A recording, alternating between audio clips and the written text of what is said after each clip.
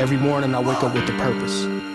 I wake up feeling an assortment of different emotions. I feel happy, sad, ugly, handsome, weak, strong, and powerful. Sometimes I'm motivated, determined, focused, driven, and hungry. Then other days it's a process. But no matter how I'm feeling that day, those emotions get masked when it's time to handle business, when it's time to put in that work.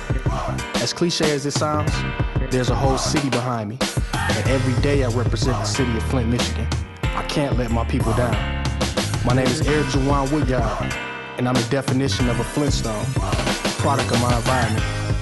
And here is my story. My official title was a sports journalist at the Flint Journal newspaper in Flint, Michigan. But I view myself as much more than that. Yes, I tell stories for a living, but those stories inspire athletes to do better. They help them get into college, and they also document a special moment in their life, a special moment in history. I've been fortunate enough to win journalism awards, interview pioneers, and mingle with my childhood heroes like Kobe Bryant, Allen Iverson, Shaquille O'Neal. And all of this is because of my ability to express myself through words. In a sense, that's powerful, but don't get it twisted, I'm not satisfied. I have 4 beautiful blood sisters. 1 is by my mother, and 3 are by my biological father. Their names are Kiera, Crystal, Kaya, and Jasmine. I also had 2 siblings pass away. My baby brother, Woodyard, died of sudden infant death syndrome, and my baby sister, Dejanay Walker, was killed in a car accident at 2 years old in Detroit. I grew up on Rhaezeo Street and also on Avenue B in Flint's 5th Ward. I didn't come from a family of doctors and lawyers. Most of my family wasn't fortunate enough to attend college, let alone earn a college degree. But they pushed me to break the cycle. They taught me the street smarts, and I developed the book smarts on my own. My name is Woodyard, and Flint made me.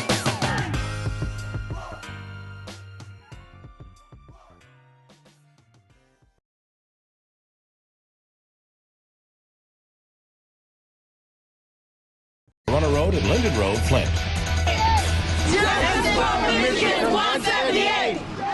A Flint family is fighting for a man they say has been wrongfully locked up for decades. Horace Peterson's relatives rallied in Lansing today. ABC 12's Gabe Gutierrez was there, and he joins us now with their story. Gabe? Angie, the family is part of a group called Fundamental Fairness First. It argues 178 state inmates are in legal limbo. To the Michigan prison system, he is inmate number 136503. To Jacqueline Peterson, he is the brother she's been missing for 36 years. I remember him very well. He was a big brother. He was a protector. Everybody said, Lord. She and her family gathered Wednesday to fight for his release. In 1973, Horace Peterson robbed a record store in Flint. During the robbery, his accomplice shot and killed the clerk. Peterson was convicted of felony first-degree murder, even though he didn't pull the trigger, and a judge sentenced him to life without parole. He may have been, living a fast life, but he was not a murderer. 7 years later, the Michigan Supreme Court reinterpreted the law, ruling prosecutors needed to prove malice for felony murder convictions. But that ruling wasn't retroactive. Peterson's family argues he and many other inmates have been locked up too long. Me and his mother is getting up in age. We just hope he gets a chance to get out while we're alive. Today they boarded a bus and left for Lansing. Justice for Michigan 178. Some of these families have been fighting the legislature for more than 20 years. A House bill failed here in Lansing last year. The group is organizing an online petition drive, something these relatives hope spurs lawmakers into action. Well, he left when I was 3 years old. That's traumatizing for a child. It's very hard. It's like a link of the family is gone. The group argues releasing these 178 inmates would save Michigan taxpayers several $1 million a year. We asked the governor's office about that, and they referred us to a Michigan Department of Corrections spokesman. He told us the department is merely carrying out the sentence imposed by the courts. Gabe Gutierrez, ABC 12 News. My inspiration, honestly, in life right now, at my age, 24 years old, is my grandfather. His name is Horace Peterson. He's been incarcerated since the 1970s for a crime that he didn't commit. Now, everybody thinks their relative is innocent in a sense, but we have proof that my grandfather didn't do nothing. In his transcripts, he actually didn't even have a gun. He was with someone who went and robbed a local shop around here, and they went in to rob it, and his friend ended up killing a young lady in the midst of the robbery, and they were both tried for first-degree murder because it was a law that if you were with someone at the time, then you both got tried for the crime, the same crime, which is first-degree murder. So even though my grandfather didn't have a gun, he was still tried for that, and it was a lot of back stuff behind it. The media portrayed him as this person that he wasn't, and they ran a big story saying he had a gun, and eventually had to reverse it and say that he didn't. So it was a lot of things that went into it, but long story short, my grandfather's been in prison since the 70s. He's currently incarcerated in Jackson, and he means so much to me. He means a lot to me. He pushes me from a distance, and I just want to be better because of him, and I really would like to get him out of prison one day. Some of the tales that he shared with me, he was a great boxer in prison. He was a middleweight champion. I got a picture of him where he's just giving this guy a body shot, knockout punch in his 70s, and his hair is just flying around and cut up. He looking like Marvelous Marvin Hagler or somebody. And he always tell me he think he could have beat Sugar Ray and Marvin Hagler and all that. Now that's his own opinion. I don't know about it, but they always say he was tough growing up in Flint. And I've always, as far as street smarts, as far as in the street world, if I tell somebody that's my grandfather, usually the old people know who he is, and they usually done time with him. He's like a legend in the prison system for just some of the things he's done there. So he's my main inspiration. We write all the time. I try to write hand letters too. I don't try to send type copies because I just feel like it means more. And he still offers advice, and he's 10 times smarter than me. I have to tell him to dumb it down sometimes because he'd go over my head with his vocabulary sometimes. So that's my biggest inspiration right now is my grandfather. I even plan on getting a tattoo of his face on me soon. So at this age, really, it's important. At 16, 19 age, it's building your future. I mean, it's right now I approach everything, even at 24, is life or death. Whatever happens for me, I'm building my legacy. I'm building my brand, you know, down the line, because this is a crucial age. Abby, hi baby, and there's Wing Ding Doodle with the head of the century. I'm zooming in on this, y'all. Ooh, look at that head. Look at them teeth. Taking after his uncle.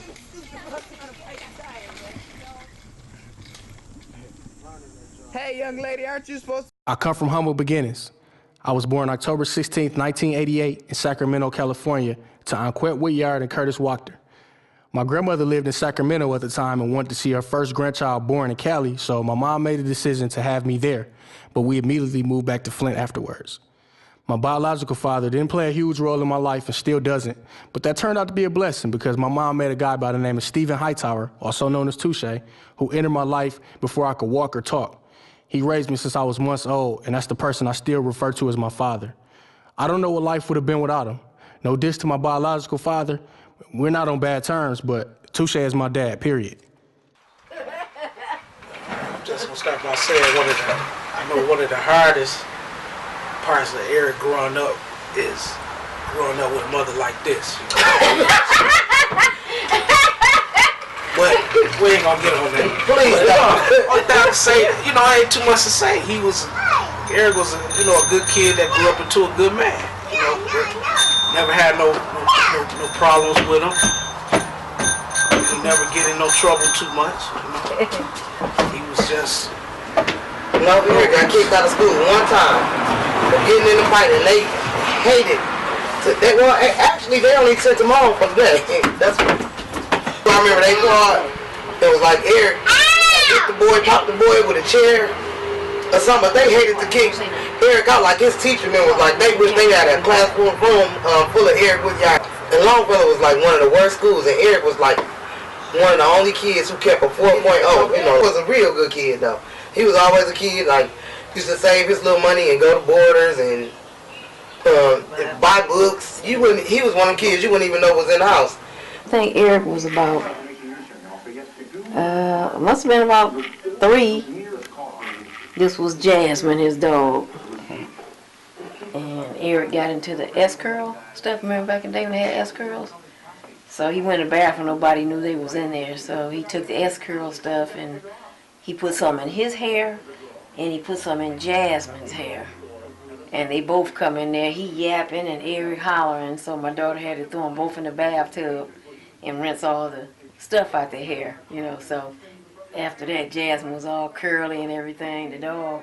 And Eric, you know, he already had good hair and everything, so that's one little incident that he did when he was, it was about this time too. Gave both of them a S-curl. I don't feel like there's no excuses for it anyway. I came through the Flint community school systems. I attended Summerfield Elementary School. I went to Longfellow Middle School. Then I transferred over to Southwestern Academy from 7th grade all the way on up. I graduated in 2006 from Flint Southwestern Academy. My experience coming through the Flint community school system was great because you're being around people from all urban environments in the city. It taught you how to adapt to people. Some people might not be as fortunate as you, might not be able to dress as good as you, might not know how to communicate better than you, but it forces you to be able to deal with them while still having to handle your business in the classroom. And I enjoyed the experience at every stop I made. Summerfield was fun. I can remember playing basketball there in elementary school, and Longfellow was crazy. You know, I won all type of awards there. I can remember being the mayor honored me as the student of the month one time. Woodrow Stanley was the mayor. And what was so crazy, because all my friends were bad. You know, I had bad friends that got in trouble, but I would play with them after my work was done. So it was like I had my fun until my work would be done, and I don't think they understood that. Which transitioned to high school. In high school, the same thing. I could be silly, I had fun with my friends, but I took care of business. Southwestern was great, I loved it. I graduated in 2006. My favorite class, my favorite teacher was a lady named Ms. Herman. And Ms. Herman was actually the person who told me I should get into writing. I never considered writing. I love basketball, that was my passion, but it just wasn't working out for me. So when I was at Southwestern, I excelled in her class in writing, and she pushed writing on me. She told me I'm a strong writer. So I considered it when I went to school, when I enrolled at Western Michigan University. I asked what could I do to mix sports and writing, or really specifically basketball and writing. And they told me journalism, and I took it from there. So Southwestern, the whole Flint community school system was great, and I don't think there's no excuses for anybody, because if I made it through the program, I think anybody can. Things are different, budgeting is different, but I haven't been out of school 30 years. I came out 7 years ago. There's no excuses for the kids that they can't excel. Lady Cherie's been promising me lunch for about 3 years now. Okay, and 2 weeks ago I called and asked him what he wanted. He said, I went and got it already because I was getting a headache, so don't do that. Hi, I'm MasZaRotti. I'm the editor of the Flint Journal. And Eric is one of the reporters that we have here on staff. He is a sports reporter like no other, in honesty. And he's a person who, when we hired him, he was fresh out of college. He still had a lot to learn, but Eric made his way on his own, through his own work. Even when Eric came here straight from college and had a lot to learn, you could see that he had a passion for telling people's stories. And that is what has made him hugely successful. It's hard to believe that in just a couple of years, he's come from straight from college to being a leader for our staff and really for our whole community. I love that when Eric talks, he often doesn't even say Flint, he just says my city. That's how he talks about it. He says my city. There's an ownership and pride about it that means everything. And Eric's not a pride. Hi, I'm Tawana Parks, and I just want to take a moment to tell you a little bit about my good friend, now friend, the former student, Mr. Eric Woodyard. I met Eric in 2002 when he interviewed for the Wade H. McCree Jr. Incentive Scholarship Program. It's a pre-college program designed to identify high-achieving first-generation college students and then enroll them here in the program from 9 through 12 to help them prepare for college, and then provide a full tuition and fee scholarship for up to 130 credit hours at the University of Michigan Flint. So Eric was in that application pool back when he was in 8th grade, and he interviewed successfully, and we brought him on board for our summer program. And Eric did pretty well. He was always kind of serious type of student, you know, a little jokey, but he was serious about basketball at that time, and he was serious about himself at that time. But he was really, really serious about basketball, and at some points he may have changed schools just to be really a part of the basketball team. And I think we had a couple of conversations to really finalize his decision in the maturing. So when he became a sophomore and junior, we began to really focus in, like, what is it that you really want to do, Eric? Because you're moving around for basketball, but is that really working for you? And it was just a thought that I thought that I implanted in his mind. But come senior year, Eric was like, you know what? I'm going to focus in on school, and I'm going to take the program even more serious. And he did that. I mean, he did it. And so come senior year, he was like, Ms. Parks, I know I have the scholarship here to U of M Flint, but I really want to go to Western. And so I said, okay, Eric, you know, you have to meet Western's admissions criteria, and the only thing I can do is make a phone call to see if they will allow you to receive the scholarship. I don't consider myself a success story yet. I still got a lot to do, but I'm excited to be out here. Like, it's great for me because, like I said, ISP was so big for me, and I met a lot of lifelong friends. Met Miss Parks, who I wouldn't be nowhere without her guiding me and pushing me, and still calling to check on me, making sure my hair cut at times. It's just the little things, you know. So I'm excited today, and my advice just to all the kids out here is just to pursue your passion. Man, we down in my neck of the woods, man. They call this the 5th Ward down here. It's Avenue B.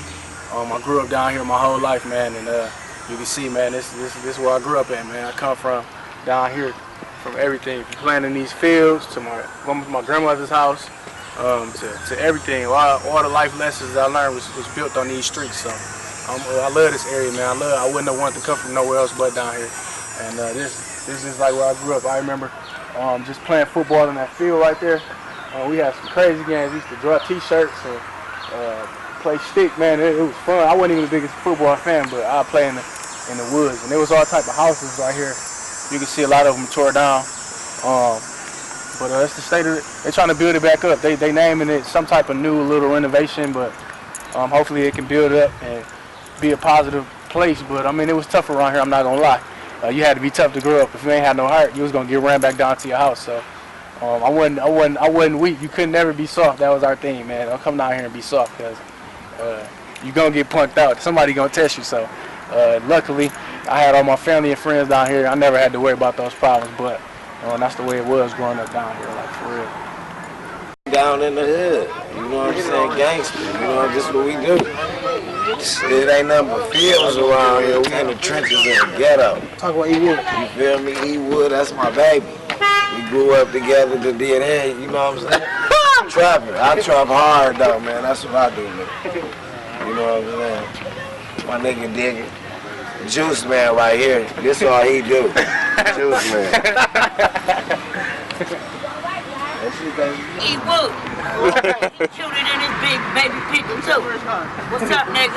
How you doing? That ain't dead.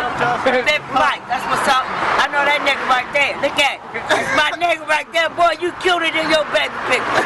I do everything your girl wanna do. She do everything for you. She do knees, toes, and elbows. I got you, nigga. Who this little black cutie all in my face? Everywhere. You better go on to the stove. Y'all better tell him. You better go where they love you, man. You trying to keep me on film, nigga? What's up with that shit? Trapping ain't dead, fit for life. All right,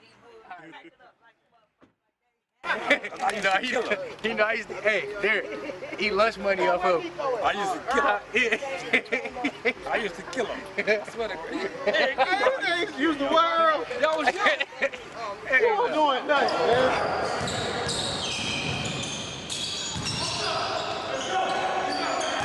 The world famous basketball hoop I love, Avenue B hoop. Nah, if you ain't had no heart, you couldn't play out here like at all. You getting your feelings hurt. You just get your feelings hurt. You couldn't play out here. There you go. Oh, yeah. Many of our best highlights out here on this rim. Right here. This where we got. You get fouled, we don't call. You get fouled, you ain't calling. We don't call no fouls right here. We used to have your sweet spot. You hit the little back top of the backboard. You can hit off the glass. This curve one right here. This curve used to be back here. Yeah, it was back here. Back here. And that was the best backboard you could ever find. Best backboard. Yeah, this little rim, this little court, put a lot of dog in me at a young age. You know, developed that grinding. If it weren't for out here and having my friends like that, who knows the trouble we'd have been into? Because this kept us out of a lot of trouble, even though it was people doing negative things. You know, might have been selling drugs or whatever. This rim right here kept us out of trouble. You know, this was our safe haven right here, so we loved it down here. This rim, you came anywhere in this paint. We ain't had no paint. But people knew where to come in at. It wasn't no layup. What up, though? It wasn't no easy layups down here. You come down here, you get smacked, kicked, tripped, whatever. You're gonna get stabbed, like you said, down here, right in this paint. That's what he would develop his jump shot out here. You know, he had to, because coming in here, it was all out war. My cousin Corey used to be on my head down here too. Punch me in my chest, Derek. Though, you do something, punch me in my chest. You gotta be tough down here. Real tough. I don't think a lot of people would have made it down here. That thing was just to be talking, but I don't think they really made it. Like everybody else in the city of Flint, I had basketball dreams. I played with Flint Affiliation as a kid, the AAU basketball team. I played in middle school. I played briefly in high school. But after my junior year, after a situation with that, I really had to sit down and rethink about life. I wanted to be in the NBA. I wanted to be like my idol, Kobe Bryant. I wanted to be all this, but it just wasn't working. I transferred from Southwestern to Northern as a junior, and came over there, was playing on the team, and they told me I would initially have to miss 5 games. That 5 games turned into a semester. My mother wasn't buying it. She said, "You're going back to Southwestern. Academics are important." So at the time I was in a scholarship program at the U of M Flint. I sacrificed my whole senior year basketball to 100%, commit myself 110% to that program, because if I finished that program, I had a full ride scholarship. And that's how I went to Western Michigan University, on a full ride scholarship and completing that program. And that took sacrificing basketball. That took sacrificing my passion. I love basketball. I sometimes used to sleep with a basketball, play every single day. So my hoop dreams was put on hold, but the thing about it, I'm still involved with the game. I'm still able to play. People still know me in the community. I used to play basketball in the pro-am leagues and things like that, but I transitioned into the writing side. So I know the game. That gives me more credit because people know I played, people know I loved it. And I don't think I made a bad decision. I see people my age now, they're still chasing that hoop dream. You know, they're 25, 26, 27, I mean, and they haven't done nothing with it yet. So I never wanted to be that guy. My mother always pushed academics over athletics, and if I liked basketball, and I just liked it. But I made the right choice. Like my basketball dreams, I mean, I still fulfilled them. I still shook hands with Kobe Bryant. I still met Allen Iverson. I still have a chance to be involved with the game, involved with the development of these kids' lives, watching them grow and being great. So I feel like I made the right choice with that.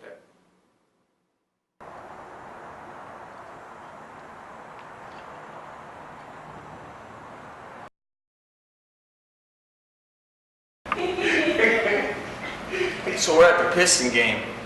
They're playing the Lakers, and the Lakers only come once a year. The Pistons are pretty bad at this point. The Lakers are like contending for a title. And I can't remember if Kobe had a bad game or what. The Pistons may have even won that game. I don't remember. But, you know, we get to go into the locker room like 10 minutes, 15 minutes after the game. Well, we get in there. Everybody's in there except for Kobe. And Kobe's notorious for not really wanting to talk to the media, but whatever. So we're waiting. We waited on this dude for like an hour to come out of the locker room. Or to come out, he was getting a massage or getting whatever, he was getting treatment, I can't remember. But it's like an hour later, we're all still waiting there. So he comes out, finally, he's grumpy, He's not in a good mood at all. He didn't want to talk to us, but he's talking to us, and you know, he's treating all of us the way Kobe treats him, except for Eric. He likes Eric. Well, then we get done with the interview, and you know, most of the time, he was writing for Slam magazine at this point, so it was a little bit different. But he gets done, and Eric looks at him. He had a little flip camera. I think that's what it was anyway. He had a little flip camera, and he asked, "Hey, Kobe, can I get you to give a plug for Slam magazine online and all that?" And he just, I couldn't believe it. I'm like, man, Kobe's gonna tear this kid up. Kobe's gonna look at this kid and be like, "Yeah, okay, buddy, where's my money?" Right? He's like, "Yeah, sure." And Kobe does it with a big old smile, and he's holding the magazine up, and he may have even said Eric's name. I can't remember, but Eric, I think he was still in college at this point too, man. And it was the funniest thing I ever seen, man. It must have been the best day of Eric's life. And I was rolling on it. I had my camera and I was taping him doing this. And here's Kobe giving Eric a big hug. And I mean, it was Christmas morning for Eric. It was hilarious. It was, and I couldn't believe it, man. And to this day, we still talk about that. We shooting videos. I'm the first one to shoot videos. Alright, so I'm starting something. Eric, my name is Eric. Alright. Eric, doing big things, Slam magazine, represent all day, every day. I appreciate that. Alright.